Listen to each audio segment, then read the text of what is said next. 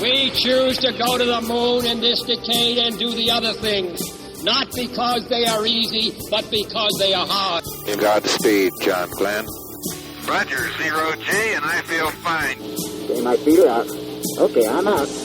How does it feel for the United States to be the new record holder? At last, huh? We're rolling up and we can't turn anything off. About 4 or 5 times more work than what we anticipated, and the pilot advisor is completely knocked over, nearly frozen over.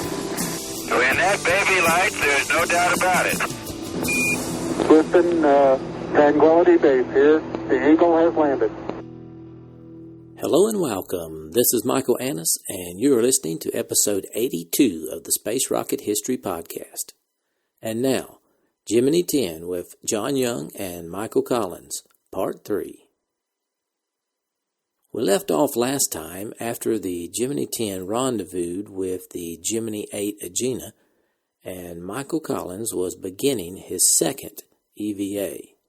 We will start with a clip of NASA spokesman Paul Haney describing what Mike Collins is supposed to do first on his spacewalk. The first activities that Collins will engage in outside is to activate a small button raising a handrail on the adapter. Then he will plug his his handheld maneuvering unit line into a nitrogen source on the adapter. He will ensure he's getting good flow from the little hand maneuvering unit, very similar to the one that Ed White used in his spacewalk. The nitrogen is the propellant in the little rocket that he uses to move himself about. Sure that little unit is operating all right. He will move over to the Agena. The plan was for Young to take up a station about 5 feet away from the Agena and would attempt to recover the micrometeorite experiment. He will also retrieve a micrometeorite experiment off the adapter of his own spacecraft. The adapter is that great white section Not behind the spacecraft. the camera outside because of the two on board. Only one is operating, and decided that Young will operate that out his window and give him thereby a chance to change magazines during the EVA period. We have lost. Collins emerged from the spacecraft at dawn. Like Gene Cernan on Gemini IX-A, he found that all tasks took longer than he expected, but he was able to retrieve the package from the exterior of his capsule. Next, he moved to the Gemini adapter section to attach his zip gun to the nitrogen fuel supply. Then Collins returned to the cockpit area and held on while John Young moved the spacecraft to within 2 meters of the Gemini IX-A. Portions of this spacewalk were conducted over areas of the Earth where the crew was out of contact with the ground, so we have to rely more heavily on the descriptions of what was happening from Paul Haney. This is Gemini Control Houston. We're 48 hours, 52 minutes into the flight. We estimate now that Mike Collins has been outside about 10 minutes, and this should carry him through his first 2 sequences. They include the recovery of the micrometeorite package on the adapter of Gemini 10. He also should have checked out the flow of his little hand maneuvering unit. The next period, from roughly 10 minutes to 30 minutes elapsed time in the EVA, call for him to move over to the Agena to recover that micrometeorite package. And this should occur during the period of Hawaii acquisition. Hawaii will acquire at 49 hours and 1 minute elapsed time. That's about 8 minutes from now. Collins pushed off from the Gemini spacecraft, floated freely in space, and grasped the outer lip of the docking cone on the Agena. As he clutched at the experiment package, he wished for handholds, or more hands. Cernan had warned him that it would be difficult, and it was. He soon lost his grip on the smooth lip and drifted away from the package and the Agena. He had to decide quickly whether to pull on the umbilical that was coiling around like a snake, or to use the handheld zip gun. Being about 5 meters away from the spacecraft, Collins chose the gun. It worked, and he propelled himself first to the spacecraft and then back to the Agena, using a series of short bursts. This time he clung to wire bundles and struts behind the adapter and grasped the S-10 experiment package. Collins was supposed to attach a replacement device in its place, but he abandoned this idea, fearing he would lose the package he had already just picked up. Using the umbilical, he pulled himself hand over hand back to the cockpit and gave the S-10 package to Young. Here's Paul Haney with an update. Hawaii acquired right on the 2nd. TM contact with the Gemini. No voice contact as yet. Two things are being watched very carefully during the EVA. Of course, any new eye irritation that cropped up in the EVA of yesterday, and we have no indication of that yet. And we had none during the EVA prep exercise earlier this afternoon. The other thing is the fuel consumption. We feel it's close but adequate. And we're monitoring for any new conversation developing over Hawaii. We've had none as yet. So far, the umbilical had been buckled, so it would extend only 6 meters. Collins now unsnapped the buckle and released the remaining 9 meters of cord, with the intention of more thoroughly evaluating the performance of the zip gun. But before the gunplay could begin, concerns with fuel conservation preempted it. Here's a clip from Mike Collins talking to Capcom. Houston, this is Gemini 10. Everything outside is about like we predicted, only it takes more time. Body positioning is indeed a problem. Although the nitrogen line got connected without too much of a problem. When I translated over to the Agena, I found that the lack of handhold is a big impediment. I could hang on, but I couldn't get around to the other side, which is where I wanted to get around to. Finally, I did get around to the other side, and I did get the S-10 package and the nose bearing both off, and John now has them. However, there's a piece of the shroud hanging, or part of the nose of the Agena that came loose, and I was afraid I was going to get snarled up in that. So he told me to come on back. So the new S-10, which I was going to put on the Agena, I didn't, and I just now thrown it away. Also, I lost my EVA Hasselblad inadvertently, I'm sorry to say. I'm getting ready now to do some gun evaluation. License plate? Okay, John, you look up right away. Tell them to use no more fuel. Roger. 10 away. 10, go ahead. Okay, we don't want you to use any more fuel. No more fuel, over. Well, then you better get back in. Get back in. Okay, get back in. As you heard, Collins gave a brief report on the EVA thus far and relayed that he had lost his Hasselblad camera. Then Hawaii Capcom told John Young they did not want any more fuel used for station keeping with the Agena, and that meant that the EVA had to end early.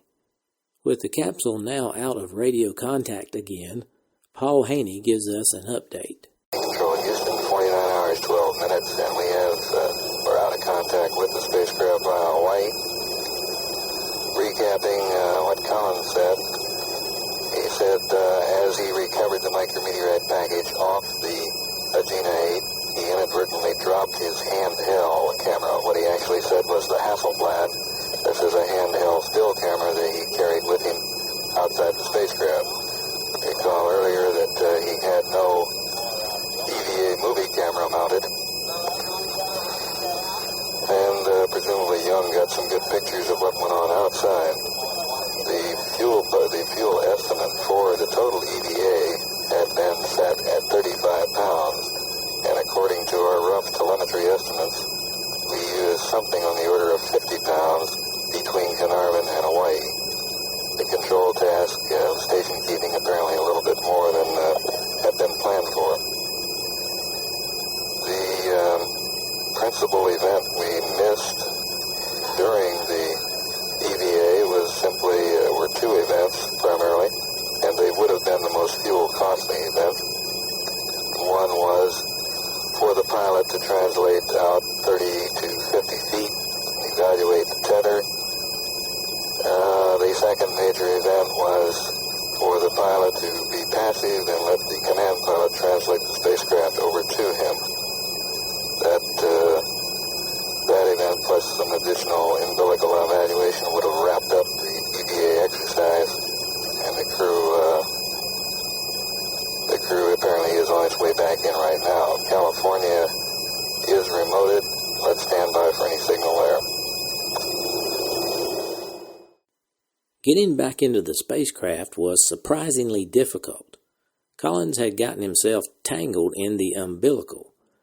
Since the pressurized suit made it difficult to see or feel just where the line had wrapped itself around him, he had to wait while Young helped him unwind himself and got back into the seat.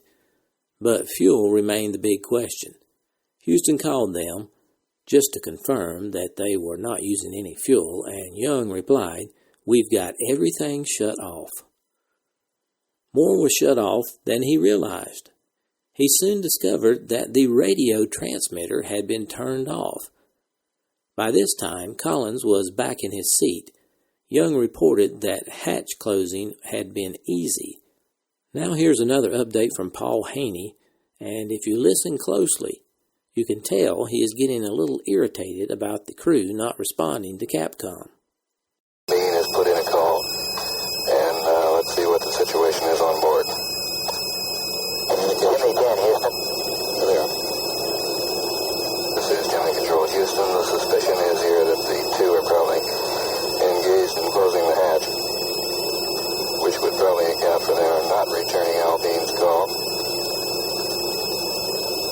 I've also been handed a note from Chris Kraft, who after conversing with our onboard fuel expert says the estimate now is something on the order of 110 pounds on board. That's 20 pounds better than we thought.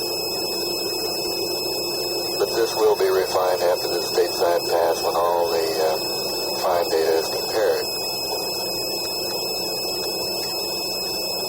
We're going to Alpine is about to put in another call. And let's stand by and see if we get an answer. Minutes, and within the last 30 seconds we get a report from Guaymas that the crew is repressurizing the cabin. Repressurizing the cabin, which would probably make hatch closure some 3 minutes before that event, 3 to 5. We'll have to get a better number on that later. The cabin reading at last check was 4.7 pounds and still climbing. We'll probably get up in the 5-pound range. And this has to be the quietest EVA of all the EVAs we've gone through to date. Not a word said since we left Hawaii. The heart rate we're observing on Mike Collins shows settling down even from the 110, which is the last value we saw outside. There was a spurt of activity, which could be expected with hatch closure, and that is settling out now with the repressurization. Mike will have a fairly active period here of re-rigging himself for the remainder of the flight. And according to the present plans, we would reopen the hatch to jettison certain equipment at an elapsed time of 50 hours and 35 minutes. We're setting up now fairly soon for about a 1 foot per second burn to separate from the Gemini 8, get comfortably away from it.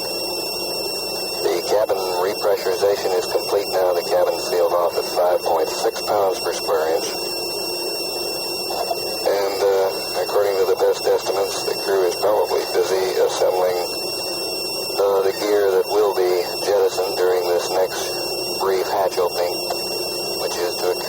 hours 30 minutes, 1 hour from now.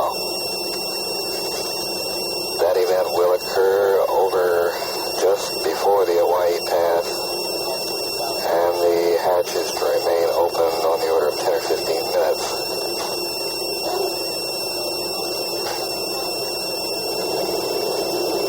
With the spacecraft now over the northeast coast of South America, we still have time for voice contact, but we're not at all sure that we will have it. And finally, the crew realized that they had accidentally turned off the radio transmitter. The big mystery attached to the long silence, he said they'd inadvertently had the radio turned off. That would certainly explain why he did not hear Al Bean's call. All the time, of course, we were reading telemetry here on the ground and knew that the spacecraft was quite stable, and we could observe a little bit of movement there as the crew adjusted and closed the hatch. Apparently, the long umbilical coiled up in Mike Collins' lap is quite a burden, and the crew now is working to get that to chest pack. We're not just sure of what else, whether Mike jettisoned the handheld unit before he came back in, or just what the status of it and several items is, but these will be bound up in a ball and will be thrown overboard in a little less than an hour from now. Currently in the Gemini capsule, the long umbilical cord was coiling all over the cabin. Young thought it made the snake house at the zoo look like a Sunday school picnic. A little over an hour later, the crew reopened the hatch and tossed out the chest pack and umbilical. This operation only took 3 minutes.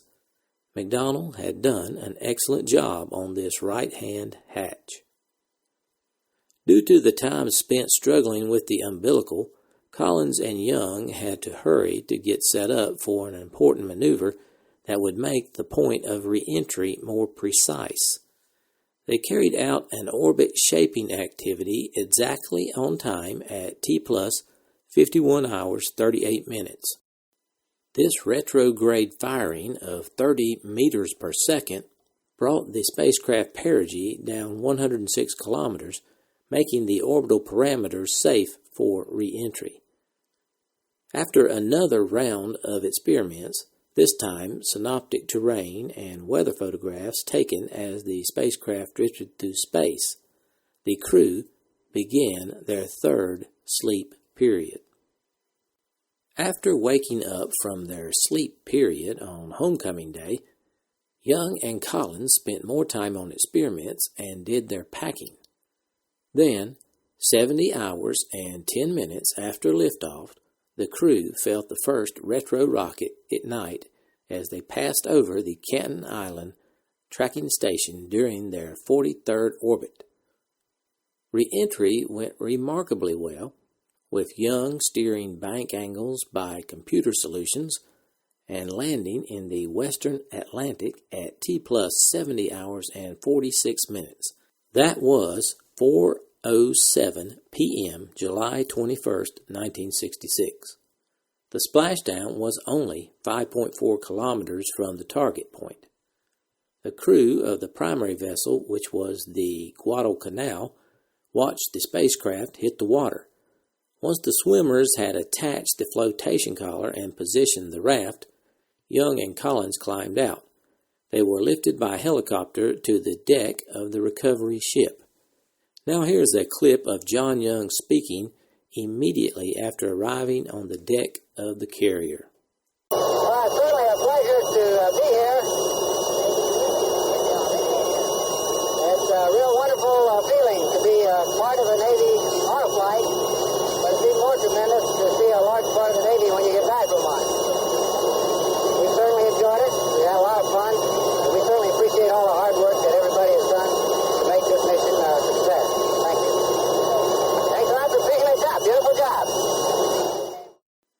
With the manned portion of the mission completed, the flight controllers put the Gemini IX-A through its paces. Over a 12-hour period, the main engine was fired twice and the small engine once.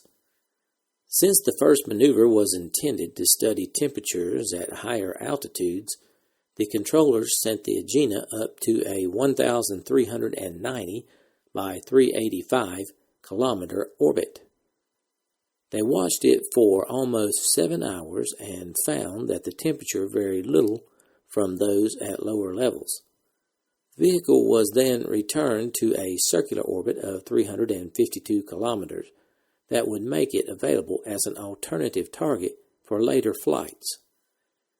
Gemini IX-A and X had successfully grappled with some of the specific needs of the Apollo program, acquiring operational experience while fostering healthy debates between the two programs on procedures and equipment.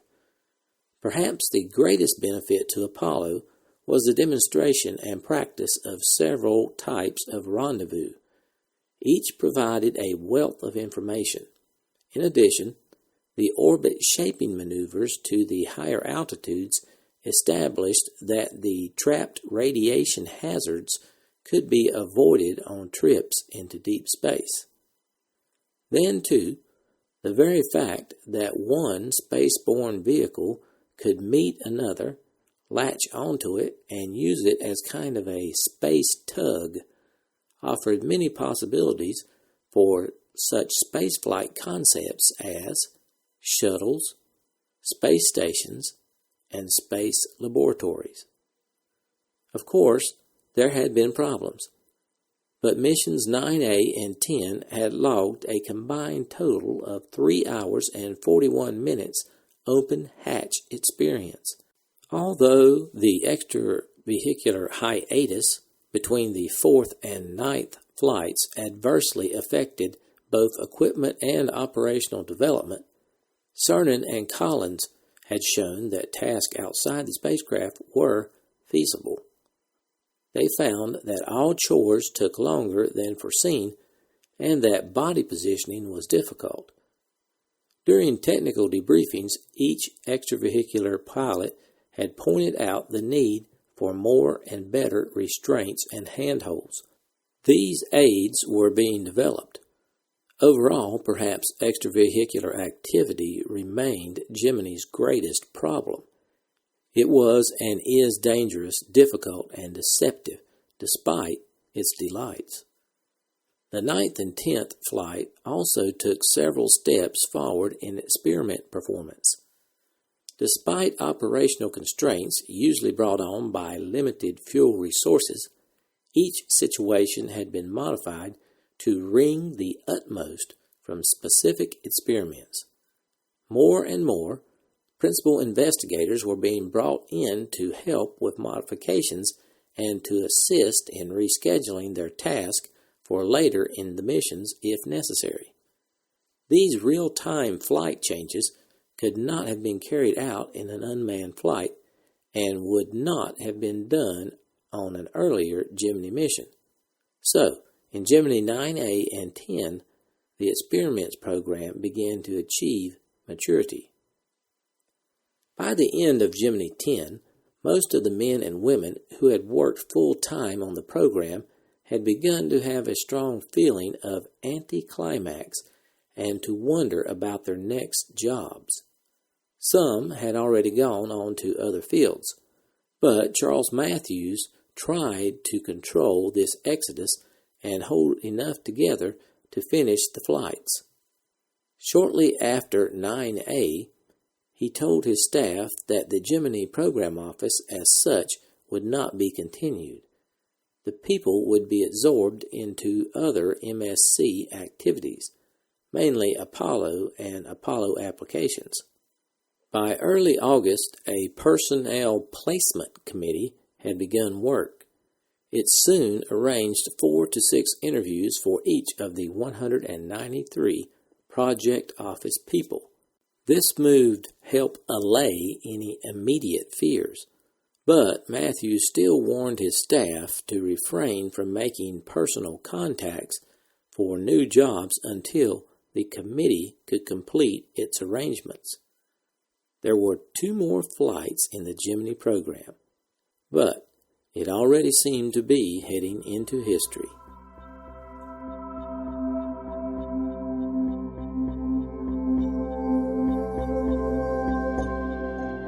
Thanks for listening to this archive episode of the Space Rocket History Podcast. If you are financially able, please support the podcast by going to the homepage, spacerockethistory.com, and clicking on the orange Donate button or the Patreon link. Thanks.